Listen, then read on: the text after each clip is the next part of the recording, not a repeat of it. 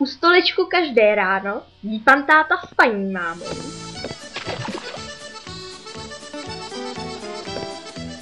Poručí si paní máma. 3 knedlíky s jahodama. Poručí si pan táta. Si pečená kurata.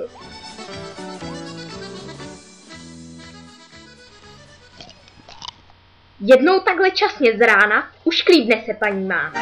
Stoleček je ošklivý, obyčejný, šedivý a dělám ostudu. U něho jíst nebudu.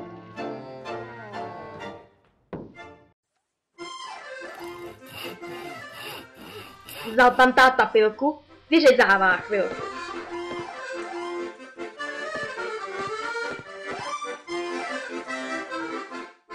Stolek natřel na bílo, moc se mu to líbilo.